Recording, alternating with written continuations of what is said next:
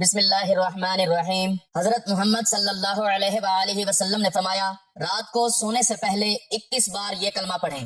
محترم ناظرین، رات کی خاموشی جب ساری دنیا نیند کی آغوش میں ہوتی ہے اور انسان اپنے رب کے قریب ترین ہوتا ہے، وہ لمحے اللہ تعالیٰ کی رحمتوں کے نزول کے لمحات ہوتے ہیں۔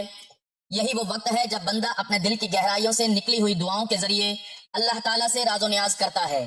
اسی پس منظر میں یہ بات بیان کی جاتی ہے کہ اگر کوئی شخص رات کو سونے سے پہلے 21 مرتبہ ایک مبارک کلمہ پڑھے اور پھر صبح اٹھتے ہی اللہ پر کامل یقین رکھے تو اس کی جائز خواہشات اللہ کے حکم سے پوری ہونے لگتی ہیں۔ یہ دراصل ذکر الہی کی طاقت، دعا کی قبولیت اور اللہ کے وعدوں پر یقین کا نتیجہ ہے۔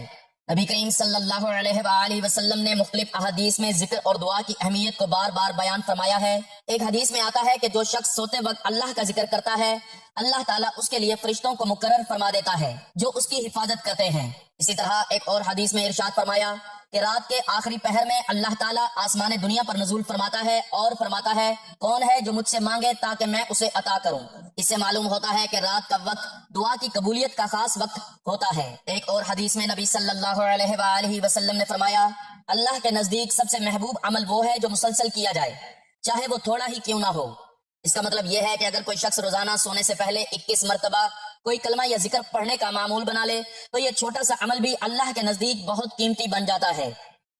اسی طرح ایک روایت میں آتا ہے کہ جو شخص اللہ کو کثرت سے یاد کرتا ہے، اللہ اسے مشکلات سے نکال دیتا ہے اور اسے وہاں سے رزق دیتا ہے جہاں سے وہ گمان بھی نہیں کرتا۔ قرآن پاک میں بھی اللہ تعالیٰ نے ذکر اور دعا کی بے شمار فضیلت بیان فرمائی ہے۔ اللہ تعالیٰ فرماتا ہے، فَاذْكُرُونِي أَذْكُرُكُمْ، تم مجھے یاد کرو میں تمہیں یاد کروں گا۔ یہ آیت اس بات کی دلیل ہے کہ جو بندہ اللہ کا ذکر کرتا ہے، اللہ تعالیٰ بھی اسے اپنی رحمتوں میں یاد رکھتا ہے۔ ایک اور مقام پر فرمایا، وَقَالَ رَبُّكُمُ ادْعُونِي أَسْتَجِبْ لَكُمْ، اور تمہارے رب نے فرمایا کہ مجھ سے دعا کرو میں تمہاری دعا قبول کروں گا۔ اسی طرح قرآن میں ارشاد ہے، أَلَا بِذِكْرِ اللَّهِ تَطْمَئِنُّ الْقُلُوبُ، یعنی خبردار، اللہ کے ذکر سے ہی دلوں کو سکون ملتا ہے۔ اس آیت سے واضح ہوتا ہے کہ ذکر نہ صرف خواہشات کی تکمیل کا ذریعہ ہے بلکہ دل کی بے چینی اور پریشانی کا بھی علاج ہے۔ ایک اور آیت میں فرمایا، وَمَن يَتَّقِ اللَّهَ يَجْعَل لَّهُ مَخْرَجًا وَيَرْزُقْهُ مِنْ حَيْثُ لَا يَحْتَسِبُ، جو اللہ سے ڈرتا ہے اللہ اس کے لیے راستہ نکال دیتا ہے اور اسے وہاں سے رزق دیتا ہے جہاں سے وہ گمان بھی نہیں کرتا۔ اسلامی تاریخ میں بھی ایسے بے شمار واقعات ملتے ہیں جہاں لوگوں نے ذکر اور دعا کے ذریعے اپنی مشکلات کا حل پایا۔ حضرت امام ابو حنیفہ رحمۃ اللہ علیہ کے بارے میں مشہور ہے کہ وہ رات بھر عبادت اور ذکر میں مشغول رہتے تھے اور اسی برکت سے اللہ تعالیٰ نے انہیں علم، عزت اور کامیابی عطا فرمائی۔ اسی طرح حضرت حسن بصری رحمۃ اللہ علیہ فرمایا کرتے تھے کہ میں نے جو کچھ پایا وہ اللہ کے ذکر اور رات کی عبادت کے ذریعے پایا۔ ایک اور واقعہ حضرت شیخ عبد القادر جیلانی رحمۃ اللہ علیہ کا ہے، جنہوں نے بچپن سے ہی سچائی اور اللہ کے ذکر کو اپنا شعار بنایا۔ روایت ہے کہ جب وہ سفر پر جا رہے تھے تو ڈاکوؤں نے ان سے پوچھا کہ تمہارے پاس کیا ہے؟ انہوں نے سچ سچ بتا دیا۔ ان کی سچائی اور اللہ پر یقین دیکھ کر ڈاکوؤں کا سردار توبہ کر بیٹھا۔ یہ سب اللہ کے ذکر اور اخلاص کی برکت تھی۔ اسی طرح حضرت داؤد علیہ السلام کا ذکر قرآن میں آتا ہے کہ وہ کثرت سے اللہ کا ذکر کرتے تھے، یہاں تک کہ پہاڑ اور پرندے بھی ان کے ساتھ تسبیح پڑھتے تھے۔ یہ اس بات کی دلیل ہے کہ جو بندہ اللہ کے ذکر میں ڈوب جاتا ہے، کائنات بھی اس کے ساتھ ہم آہنگ ہو جاتی ہے۔ یہ تمام احادیث، قرآنی آیات اور اسلامی واقعات ہمیں یہ سبق دیتے ہیں کہ ذکر الہی ایک ایسا خزانہ ہے جو انسان کی دنیا اور آخرت دونوں سنوار دیتا ہے۔ جب کوئی شخص رات کو سونے سے پہلے اخلاص کے ساتھ 21 مرتبہ کوئی مبارک کلمہ پڑھتا ہے تو وہ دراصل اپنے دل کو اللہ کے ساتھ جوڑ لیتا ہے، اور جب صبح اٹھتا ہے تو اس کا دل امید، یقین اور اللہ کی رحمت سے بھرا ہوتا ہے۔ یہی کیفیت اس کی خواہشات کی تکمیل کا سبب بنتی ہے۔ یہاں یہ بات بھی یاد رکھنی چاہیے کہ خواہشات کی تکمیل صرف الفاظ پڑھنے سے نہیں ہوتی بلکہ نیت، یقین، عمل اور اللہ پر کامل بھروسہ بھی ضروری ہے۔ اگر انسان حلال رزق کمائے، سچ بولے، نماز کی پابندی کرے اور دوسروں کے حقوق ادا کرے تو اس کا ذکر اور دعا اور بھی زیادہ مؤثر ہو جاتی ہے۔ ناظرین، حضرت ابو ہریرہ رضی اللہ تعالیٰ عنہ سے روایت ہے کہ حضور نبی اکرم صلی اللہ علیہ وآلہ وسلم نے فرمایا، اللہ تعالیٰ فرماتا ہے کہ میرا بندہ میرے متعلق جیسا گمان رکھتا ہے میں اس کے ساتھ ویسا ہی معاملہ کرتا ہوں۔ جب وہ میرا ذکر کرتا ہے تو میں اس کے ساتھ ہوتا ہوں۔ اگر وہ اپنے دل میں میرا ذکر خفی یعنی ذکر خفی کرے تو میں بھی اپنے شایان شان خفیہ اس کا ذکر کرتا ہوں، اور اگر وہ جماعت میں میرا ذکر یعنی ذکر جلی کرے تو میں اس کی جماعت سے بہتر جماعت میں اس کا ذکر کرتا ہوں۔ اگر وہ ایک باشت میرے نزدیک آئے تو میں ایک بازو کے برابر اس کے نزدیک جاتا ہوں، اگر وہ ایک بازو کے برابر میرے نزدیک آئے تو میں 2 بازو کے برابر اس کے نزدیک ہو جاتا ہوں، اگر وہ میری طرف چل کر آئے تو میں اس کی طرف دوڑ کر آتا ہوں۔ یہ حدیث متفق علیہ ہے۔ پیارے ناظرین، اللہ کا ذکر کرنے سے انسان کو کہیں روحانی اور کہیں دنیاوی فوائد ملتے ہیں۔ قرآن اور حدیث میں واضح طور پر ذکر کیے گئے ہیں کہ تسبیح یعنی اللہ کا ذکر ایک اہم عبادت ہے جو انسان کو اللہ کے قریب لے آتی ہے اور اس کے دل میں سکون، اطمینان اور روحانی سکون پیدا کرتی ہے۔ اللہ تعالیٰ قرآن پاک میں فرماتا ہے، سن لو اللہ کے ذکر سے دلوں کو سکون ملتا ہے۔ تو تسبیح پڑھنا انسان کے دل کو سکون اور اطمینان فراہم کرتا ہے۔ جب انسان اللہ کے ذکر میں مشغول ہوتا ہے تو وہ دنیاوی پریشانیوں سے دور ہو کر اللہ کی طرف متوجہ ہوتا ہے، جس سے دل میں سکون آتا ہے۔ جو لوگ اللہ کا ذکر کرتے ہیں، اللہ کو یاد کرتے ہیں، ذکر، دعا، اذکار، تسبیحات، کلمات، تلاوت کلام پاک کرتے ہیں تو اللہ ان کے گناہوں کو معاف فرما دیتا ہے۔ اللہ تعالیٰ فرماتے ہیں، میرے بندے تو میرا ذکر کر، میں تیرا ذکر کروں گا۔ تسبیح پڑھنے سے اللہ سے مانگی گئی دعائیں قبول ہوتی ہیں۔ حضرت ابو ہریرہ رضی اللہ تعالیٰ عنہ سے روایت ہے، جو شخص اللہ کا ذکر کرتا ہے یعنی تسبیح پڑھتا ہے تو اللہ اس کی دعائیں قبول فرماتا ہے اور اسے مشکلات سے نجات دیتا ہے۔ اللہ کے ذکر سے انسان کی دعائیں قبول ہوتی ہیں اور وہ اپنی مشکلات سے نکلنے میں کامیاب ہو جاتا ہے۔ پڑھنے سے انسان کی زندگی میں برکت آتی ہے۔ جو شخص صبح و شام اللہ کا ذکر کرتا ہے اس کی روزی میں برکت ہوتی ہے۔ تو تسبیح انسان کی روزمرہ زندگی میں برکت، کامیابی اور سکون لے کر آتی ہے۔ یہ عمل دنیا اور آخرت میں بھی کامیابی کا سبب بنتا ہے۔ پیارے ناظرین، تسبیح پڑھنے سے اللہ کی مدد اور حفاظت بھی ملتی ہے۔ حضرت محمد صلی اللہ علیہ وآلہ وسلم نے فرمایا کہ جو شخص اللہ کے کلام، اس کے اسماء حسنہ کا ورد کرتا ہے اور اس کلمے کو پڑھتا ہے جو آج کی ویڈیو میں آپ کو بتانے جا رہے ہیں کہ جس کو رات کو سوتے وقت 21 بار پڑھنا ہے تو صبح اٹھتے ہی اس کی ہر خواہش پوری ہوگی اور اللہ اس کی ہر پریشانی میں مدد کرتے ہیں۔ ناظرین، اللہ کا ذکر انسان کو شیاطین کی شرارتوں سے محفوظ رکھتا ہے اور اللہ کی مدد کی ضمانت بھی فراہم کرتا ہے۔ پیارے ناظرین، اگر آپ چاہتے ہیں کہ اللہ پاک آپ کو دونوں جہان میں عزت و کامرانی عطا فرمائے، کبھی کسی کے محتاج نہ ہوں گے، کبھی کسی کے سامنے ذلت اور رسوائی کا سامنا نہ کرنا پڑے گا، دشمنوں سے، حاسد سے ہمیشہ محفوظ رہیں گے، تو آپ آج کے بتائے گئے عمل کو رات کو بستر پر سوتے وقت ضرور پڑھیں۔ یہ عمل کرنے سے اللہ تعالیٰ پڑھنے والے کے حق میں سارے فیصلے فرما دیتا ہے۔ اس کے تمام مقاصد، اس کی ہر خواہش، اس کی مرادیں، اس کی تمنائیں پوری کی جاتی ہیں۔ اس کے ہر کام پہ اللہ تعالیٰ کن کا حکم فرما دیتا ہے اور اس کا ہر ناممکن کام اس کے حق میں کر دیا جاتا ہے۔ اس عمل سے انشاءاللہ دونوں جہانوں میں عزت و کامرانی آپ کا مقدر بن جائے گی، کامیابی آپ کے قدم چومے گی۔ محترم ناظرین، ذکر الہی وہ عظیم عبادت ہے جو انسان کے دل کو زندہ کرتی ہے، روح کو سکون بخشتی ہے اور زندگی کے اندھیروں میں نور کی کرن بن کر راستہ دکھاتی ہے۔ جب انسان اس دنیا کی مصروفیات، پریشانیوں اور آزمائشوں میں گھر جاتا ہے تو اس کا دل بے چین ہو جاتا ہے، سکون کہیں کھو جاتا ہے اور انسان اندر سے ٹوٹنے لگتا ہے۔ ایسے وقت میں اللہ تعالیٰ کا ذکر ایک ایسی طاقت بن کر سامنے آتا ہے جو نہ صرف دل کو اطمینان عطا کرتا ہے بلکہ انسان کو اللہ کے قریب بھی لے جاتا ہے۔ قرآن مجید میں اللہ تعالیٰ فرماتے ہیں، الا بذکر اللہ تطمئن القلوب، یعنی یاد رکھو اللہ کے ذکر سے ہی دلوں کو سکون ملتا ہے۔ یہی وہ پیغام ہے جو ہر مسلمان کے دل میں امید کی ایک نئی روشنی جگاتا ہے۔ ذکر صرف زبان سے الفاظ دہرانے کا نام نہیں بلکہ یہ دل کی حاضری، نیت کی پاکیزگی اور اللہ کی محبت کا اظہار ہے۔ جب بندہ اخلاص کے ساتھ رات کو سوتے وقت یہ کلمہ پڑھتا ہے تو اس کے دل پر جمی ہوئی غفلت کی دھول صاف ہونے لگتی ہے۔ ذکر الہی انسان کے گناہوں کو مٹاتا ہے، اس کے درجات کو بلند کرتا ہے اور اس کے ذکر میں برکت پیدا کرتا ہے۔ احادیث مبارکہ میں ذکر کی بے شمار فضیلتیں بیان کی گئی ہیں جن میں یہ بھی شامل ہے کہ جو شخص اللہ کا ذکر کرتا ہے اور جو نہیں کرتا، ان دونوں کی مثال زندہ اور مردہ کی سی ہے۔ آج کے اس دور میں جہاں ہر طرف بے چینی، خوف اور مایوسی پھیلی ہوئی ہے، وہاں ذکر الہی ایک ایسا سہارا ہے جو انسان کو ہر مشکل سے نکال سکتا ہے۔ جب انسان دن بھر کے کاموں سے تھک کر رات کو بستر پر اللہ کا نام لے کر سوتا ہے اور اپنے دن کا اختتام اللہ کے نام سے کرتا ہے تو اس کی پوری زندگی عبادت بن جاتی ہے۔ ذکر انسان کے دل میں اللہ کی محبت کو بڑھاتا ہے، اس کے ایمان کو مضبوط کرتا ہے اور اسے گناہوں سے بچنے کی توفیق دیتا ہے۔ ذکر کے فضائل میں یہ بھی شامل ہے کہ یہ انسان کو شیطان کے وسوسوں سے محفوظ رکھتا ہے۔ جب بندہ اللہ کو یاد کرتا ہے تو شیطان اس سے دور بھاگتا ہے اور اس کے دل میں برائی کے خیالات کم ہو جاتے ہیں۔ یہی وجہ ہے کہ نبی کریم صلی اللہ علیہ وآلہ وسلم نے ہمیں ہر حال میں ذکر کرنے کی تلقین فرمائی ہے، چاہے ہم چل رہے ہوں، بیٹھے ہوں یا لیٹے ہوں۔ فرمان نبی صلی اللہ علیہ وآلہ وسلم ہے، اللہ تعالیٰ کو یہ عمل بہت پیارا لگتا ہے کہ تو اس حال میں وفات پائے کہ تیری زبان اللہ کے ذکر سے تر ہو۔ ذکر الہی کا مطلب یہ ہے کہ دل کو اس کے لیے متنبہ اور بیدار کیا جائے۔ امام طیبی رحمۃ اللہ علیہ فرماتے ہیں کہ رطوبت لسان کا معنی زبان پر ذکر کا آسان ہونا ہے، اس کی ضد زبان کا خشک ہونا ہے اور زبان پر جاری ہونے کا مفہوم اللہ کے ذکر پر ہمیشگی کرنا ہے۔ ذکر باللسان کو ذکر اس لیے کہتے ہیں کہ یہ ذکر قلبی پر دلالت کرتا ہے، چنانچہ جب ذکر سے مراد بکثرت قول لسانی لیا جانے لگا تو لفظ ذکر سے فوراً یہی مفہوم ذہن میں آتا ہے، اور اس سے وہ ذکر قلبی مراد ہے جسے عمومی حالات میں برقرار رکھنا واجب ہے۔ یہ مفہوم بھی بیان کیا جاتا ہے کہ جن الفاظ کو پڑھنے میں ترغیب واقع ہوئی ہے انہیں بھی اور ان کے علاوہ مزید اور پڑھنا، مثلا جیسے الباقیات الصالحات ہے جن سے سبحان اللہ والحمد للہ ولا الہ الا اللہ واللہ اکبر مراد ہے۔ بسا اوقات معنی کے استحضار کے بغیر ہی ذکر لسانی کی وجہ سے ذاکر کو اجر مل جاتا ہے، لیکن شرط یہ ہے کہ دوسرا معنی مراد نہ لیتا ہو، اور اگر بولنے کے ساتھ ساتھ ذکر قلبی بھی مل جائے تو وہ کامل ذکر ہو جاتا ہے۔ اور اگر ذکر کرنے والا قلبی توجہ کے ساتھ ساتھ ذکر کے معنی پر بھی توجہ دے، اور جو ذکر کے اندر اللہ تعالیٰ کی تعظیم اور اللہ کی صفات سے نقائص کی نفی ہے، تو اس کا ذکر درجہ کمال میں اور آگے بڑھ جائے گا۔ چنانچہ اگر یہ اشیاء کسی عمل مثلا فرضی نماز، جہاد وغیرہ میں مل جائیں تو ان کا درجہ بھی بڑھ جاتا ہے، اور اگر انسان توجہ کو درست کر لے اور خالص اللہ تعالیٰ کے لیے ہی کر لے تو ان اعمال کا درجہ کامل ترین ہو جاتا ہے۔ یہ بھی کہا گیا ہے کہ ذکر لسانی کا مطلب وہ الفاظ ہیں جو تسبیح و تحمید اور تمجید پر دلالت کرتے ہیں، اور ذکر قلبی سے مراد ذات اور صفات کے دلائل میں اور احکامات جاننے کے لیے اوامر اور نواہی کا مکلف بنایا گیا ہے، ان کے دلائل اور اللہ تعالیٰ کی مخلوقات کے اسرار میں غور و فکر کرنا ہے۔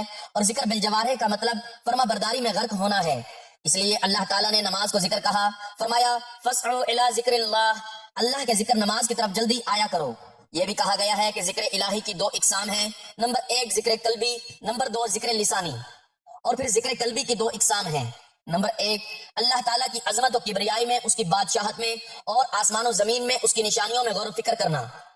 اسی کے متعلق حدیث ہے کہ ذکر خفی بہترین ذکر ہے، ذکر خفی سے مراد مذکورہ اشیاء ہی ہے۔ ذکر قلبی کی یہ قسم اذکار میں سے سب سے زیادہ بلند و بالا اہمیت کی حامل ہے۔ نمبر 2 امر اور نہیں کے وقت ذکر قلبی، یعنی جس کا حکم ہوا اسے کر گزرنا، اور جس سے روکا گیا اس سے رک جانا، اور شبہ والی اشیاء سے توقف کرنا ہے۔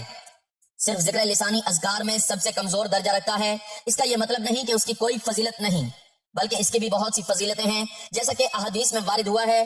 اللہ تعالیٰ کا فرمان ہے، یا ایھا الذین آمنوا اذکروا اللہ ذکرا کثیرا، اے ایمان والو اللہ کا بہت زیادہ ذکر کیا کرو۔ بندوں پر اللہ تعالیٰ نے مختلف اقسام کی نعمتیں اور احسانات کیے، جس کی بنا پر انہیں اکثر حالات میں تسبیح سبحان اللہ کہنا اور تحلیل لا الہ الا اللہ کہنا اور الحمدللہ کا بکثرت ذکر کرنے کا حکم دیا گیا، تاکہ ذکر کرنے والے بہت زیادہ ثواب اور اچھے ٹھکانے والے بن سکیں۔ بندوں کی سہولت کے لیے اللہ تعالیٰ نے اس کی حد بندی بھی نہیں فرمائی۔ مجاہد رحمہ اللہ فرماتے ہیں، ان کلمات کا ذکر بے وضو، باوضو اور جنبی آدمی بھی کر سکتا ہے، کیونکہ اللہ تعالیٰ کا بکثرت ذکر اسی طرح ممکن ہے کہ انسان بیٹھا ہوا، لیٹا ہوا اور کھڑا بھی ذکر کرتا رہے۔ ذکر الہی کی اہمیت بتاتے ہوئے حضرت ابن عباس رضی اللہ عنہما فرماتے ہیں، اللہ تعالیٰ نے بندوں پر جو بھی فرض لاگو کیا اس کی حد بندی بھی فرما دی، اور عذر کی حالت میں اس کی سہولت بھی دے دی سوائے ذکر کے۔ چنانچہ اللہ تعالیٰ نے نہ تو اس کی حد بندی کی اور نہ ہی اس کے چھوڑنے میں کسی قسم کا عذر قبول کیا، مگر ان لوگوں کو معذور قرار دیا جو اس کے چھوڑنے پر بہت زیادہ ہی مجبور ہوں۔ فرمایا فاذکروا اللہ قیاما وقعودا وعلی جنوبکم، اٹھتے بیٹھتے اور لیٹتے اللہ تعالیٰ کا ذکر کرتے رہو، یعنی دن ہو یا رات، خشکی ہو یا تری، سفر ہو یا حضر، ذکر کرنے والا غنی ہو یا فقیر، بیمار ہو یا تندرست، چھپ کر کرے یا اعلانیہ کرے، ہر حالت میں اللہ تعالیٰ کا ذکر کرنا چاہیے۔ چنانچہ جب تم یہ کام کر لو گے تو اللہ تعالیٰ تم پر اپنی رحمت نچھاور کر دیں گے، اور اس کے فرشتے تمہارے لیے مغفرت کی دعا کریں گے۔ فرمان رسول صلی اللہ علیہ وآلہ وسلم ہے، کیا میں تم کو بہتر عمل نہ بتاؤں جو تمہارے رب کے ہاں بڑا ہی پاکیزہ اور تمہارے درجات میں سب سے زیادہ بلند درجے والا ہے، اور تمہارے لیے سونے اور چاندی کے خرچ کرنے سے بھی بہتر ہے، اور تمہارے لیے اس سے بھی بہتر ہے کہ تم دشمن سے ملو اور تم ان کی گردنیں اڑاؤ اور وہ تمہاری گردنیں اڑائیں۔ صحابہ رضی اللہ تعالیٰ نے عرض کیا، جی ضرور بتائیے۔ آپ صلی اللہ علیہ وآلہ وسلم نے فرمایا، وہ اللہ تعالیٰ کا ذکر ہے۔ حضرت معاذ بن جبل رضی اللہ تعالیٰ نے فرمایا، اللہ تعالیٰ کے ذکر سے بڑھ کر کوئی چیز اللہ کے عذاب سے نجات نہیں دیتی۔ اللہ تعالیٰ کا فرمان ہے، اور تو اپنے رب کو صبح و شام اپنے دل میں عاجزی اور خوف کے ساتھ یاد کیا کر، اور اونچی آواز کی نسبت کم آواز کے ساتھ اور غافلوں میں سے نہ ہو جانا، یعنی اللہ تعالیٰ سے ڈرتے رہو اور عاجزی کے ساتھ صبح اور شام اپنے نفس میں اللہ تعالیٰ کا ذکر کر اور اس کی یاد سے غفلت مت برت۔ محترم ناظرین، انسان جب کبھی اپنی زندگی کے مقصد کو سمجھنے کی کوشش کرتا ہے تو اسے اس حوالے سے مختلف قسم کے آراء سننے کو ملتے ہیں۔ اللہ تبارک و تعالیٰ نے قرآن مجید میں اس حوالے سے بہت سی واضح اور خوبصورت باتیں ارشاد فرمائی ہیں۔